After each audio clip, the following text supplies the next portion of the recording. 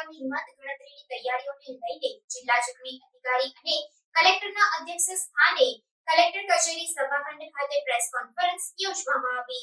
પંચમહાલ જિલ્લાની 18 લોકસભા બેઠક ઉપર પોલીસના ચુસ્ત બંદોબસ્ત વચ્ચે 7મી મેના રોજ શાંતિપૂર્ણ વાતાવરણમાં મતદાન પ્રક્રિયા પૂર્ણ કરવામાં આવી હતી। ત્યારે આગામી 4 જૂન 2024ના રોજ મતગણતરી થશે। ત્યારે પંચમહાલ જિલ્લા ચૂંટણી અધિકારી અને કલેક્ટર આશિષ કુમારના અધ્યક્ષસ્થાને મતગણતરીની પૂર્વ તૈયારીઓને લઈને કલેક્ટર કચેરી સભાખંડ ખાતે પ્રેસ કોન્ફરન્સ યોજવામાં આવી હતી, જેમાં જિલ્લા ચૂંટણી અધિકારીએ માહિતી આપતા જણાવ્યું હતું કે 18 પંચમહાલ લોકસભામાં સમાવિષ્ટ 7 વિધાનસભા મત વિસ્તાર મુજબ અલગ અલગ ટેબલ અથવા તો હોલમાં કુલ 155 રાઉન્ડમાં મતગણતરી યોજાશે, જેમાં કુલ 11,16,171 ઈવીએમના મતો અને 15,972 પોસ્ટલ બેલેટની મતગણતરી કરવામાં આવશે। જ્યારે અત્યાર સુધી 708 સર્વિસ વોટર નોંધાયા છે।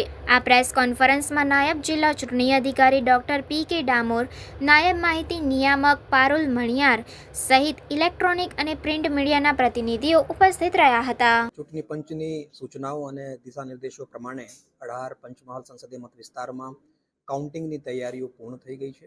એમાં કમિશનની સૂચના પ્રમાણે સિક્યોરિટી બંદોબસ્ત, કાઉન્ટિંગ સેન્ટર ઉપર તમામ પ્રકારની વ્યવસ્થાઓ, કાઉન્ટિંગ હોલ્સની અંદર તમામ પ્રકારની વ્યવસ્થાઓ એ આપણે કરી આપી છે। એટલે પરમ દિવસે 4મી તારીખે સવારે 8 વાગ્યાથી કાઉન્ટિંગની પ્રોસેસ ચાલુ થશે। એમાં ઇલેક્ટ્રોનિક વોટિંગ મશીન્સ અને પોસ્ટલ બેલેટ બંનેની કાઉન્ટિંગ 8 વાગ્યા ચાલુ થઈ જશે।